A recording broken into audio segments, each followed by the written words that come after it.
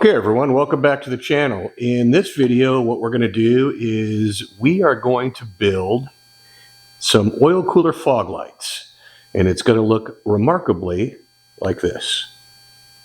Okay, so I have a 347 versus the 427, and I don't plan on racing this car, so I don't really need an oil cooler.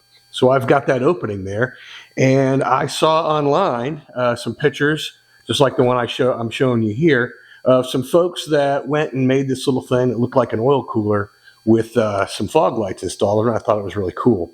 I really couldn't find any good directions on how to do that, so I kind of came up with my own plan. So here's what we're going to do. First of all, I purchased these fog lights. These are basically motorcycle high beams, I believe, that I got on eBay. You can see them right here.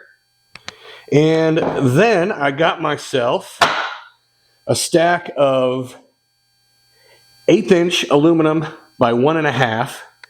And these are going to be what's going to make up what'll look like the front of the oil cooler. Okay. In addition to that, we're going to use these 1/4" spacers that I picked up at Ace Hardware. They're just plastic or nylon 1/4", and then 2 screws. And we're going to go put this all together and see if we can make it look like an oil cooler with some headlights in it. Okay, so the first thing I did was I traced the outline of the opening in the front where the oil cooler would go. I made a circle the size of the lights, and then came out 1/4 inch from the outside of those lights. Then what I'm going to do is I'm going to stack these the way they would look in that opening.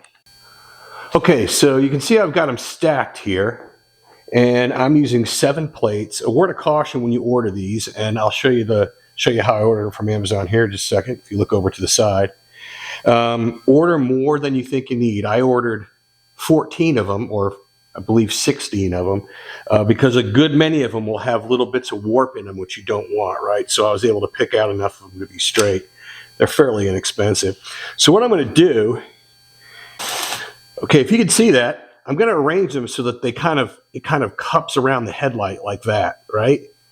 So what I'm going to do is I'm going to mark here so I get my lines, and then I'll draw straight lines over to this side, and I'll measure the distance so I know what length to cut these. Okay, after doing a little mental math, what I came up with is the top one's going to be 9 3/4. That's these two here. They'll be top and the bottom. Then the next level will be 9 3/8, 9 1/16, and then the middle piece will be 8 7/8. Let's get these cut up, put together, and see how it comes out. Okay, the way I chose to cut these up is I took the ones that are going to be the same sizes, and I pinched them together in my vise real tight using a couple of paint paddles from Ace Hardware to hold them in place without gouging up the metal. And then I'm going to cut both of these at the same time so that the layers that are supposed to be the same length are the same length, even if they're off by a 1/16 or whatever when I actually cut them.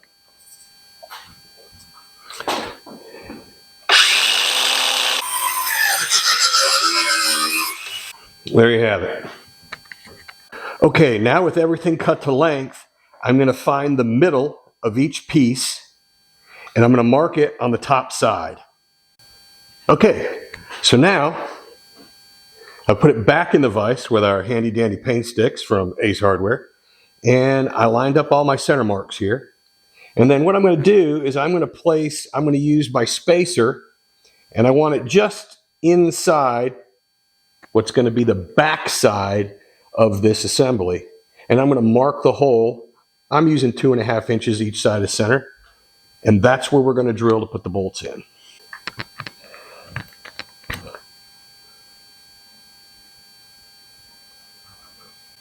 All right, this would be way easier to do if I had a drill press, but I don't.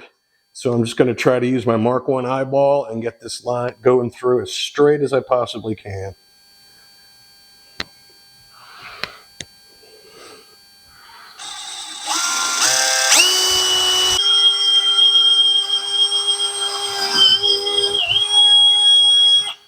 So now we're just going to pull the blue foam off, get everything deburred, and get ready to put it together. You notice leaving this blue film on actually did me a favor in that when I cut it here, it kind of melted it together. So it kept my pieces nice and tight and they didn't flop around, so it made it easy to work with as I was doing all my other tasks. Okay, with that done, now we're going to go ahead and mock it up.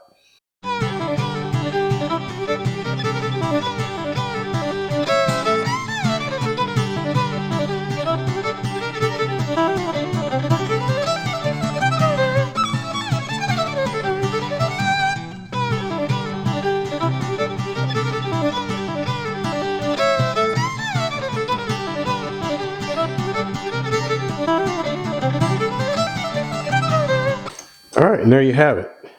That's the look from the back. And you can see we got our little curve there to kind of match up against the light. Just a little bit, right? But where you see it from the front, it's going to look like that.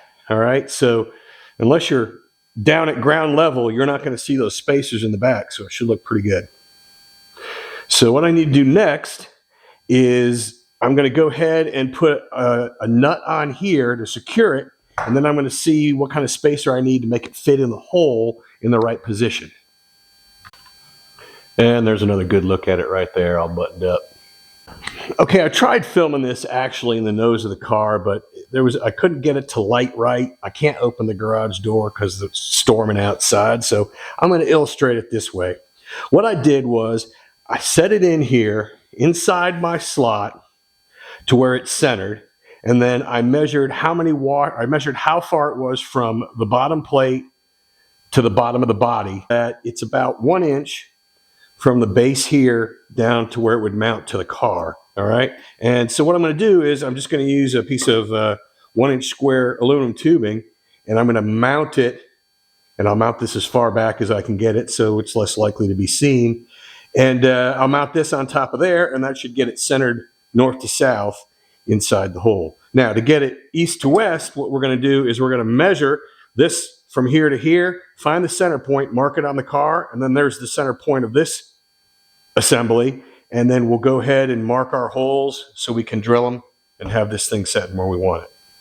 All right, I hope you can see this.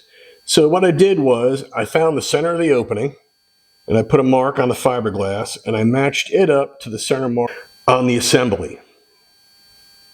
Now what I'm going to do is I'm going to take a 1/4 inch thick paint stick.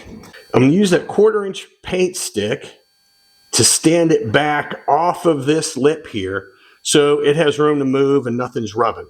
And then I'm going to go ahead and mark my bolt marks on the bottom. Actually, I'll do it through the top there. Drill them, and then that's how it's going to mount when I'm ready to put it all together. Okay, so the next thing I did was I cut my 1 inch piece of aluminum tube, square tube, to 12 3/4 inches. I found my center mark, and I'm going to match it up to the assembly. And then what I want to do is I'm going to mark where my bolt holes are so I can drill all the way through this, but I want it to be as far back as possible. So these are going to be towards the rear, right? So I kind of want it to mount like this, like right on the front edge of this, like that. And the reason for that will become apparent shortly. Okay, and here's how the assembly looks when we put it together. I had to switch over to threaded rod because I couldn't find a 4-inch 832. So it's going to go together like this, and this will go through the body of the car. And on the bottom, what I'll have is a rubber washer there to kind of buffer it a little bit. We put the cap nut on the bottom like this. So that'll hold it in the body, and then we'll tighten it from the top. Up here, we'll tighten it from the top, and then we'll trim that off. There's more to happen to the top, though. We'll get to that in a minute. What I'm going to do now is I'm going to set this in the car and see if I have the spacing inside the opening where I want it.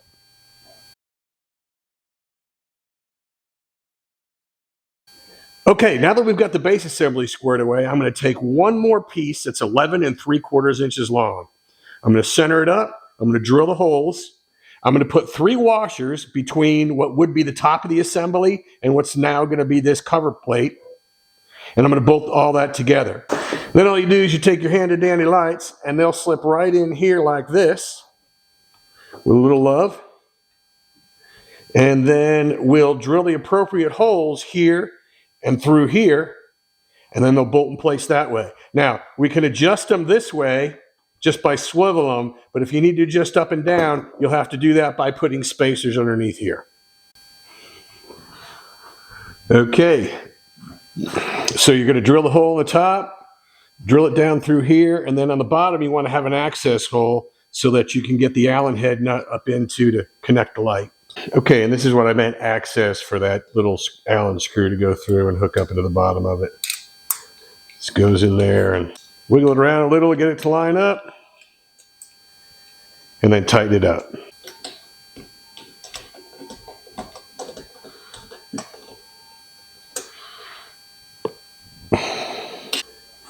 All right, completed assembly, looking good. Let's talk about the wiring real quick.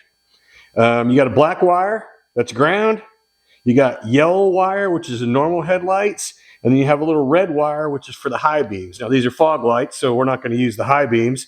So we'll just disregard the red. And then what I'm going to do is I'm going to join yellow to yellow, black to black. And then I'll put a plug on the end of here. And then I'll have another plug in the car. When we put it all together, we can just zap it up and be ready to go. Okay, for those of you familiar with my handy dandy push button dashboard, we installed a fog light button right there. I was not going to use wipers, so I just grabbed the wiper wire to get power to that switch. I grounded it off of the same ground that I grounded all these off of for the switch, and then I ran a single hot wire to the nose of the car. I put that hot wire inside of this wire bundle right here. And here's the power in the ground coming out. We'll put a plug on the end of this and we'll hook it to the plug that I'm going to put on the lights, and we will make the magic work. And there's a look at the finished product. I got to say I'm pretty happy with that. On the final install, I may also go ahead and hook some sort of support from where you see the arrow here to the top of the assembly to give it a little more stability. All right, everyone, that does it for this video. I hope you enjoyed it. Be sure to take a look at our next videos, which will include another coat of primer on the car, then color paint, as well as videos about putting the carpet on the interior. Thanks for watching. Don't forget to like and subscribe.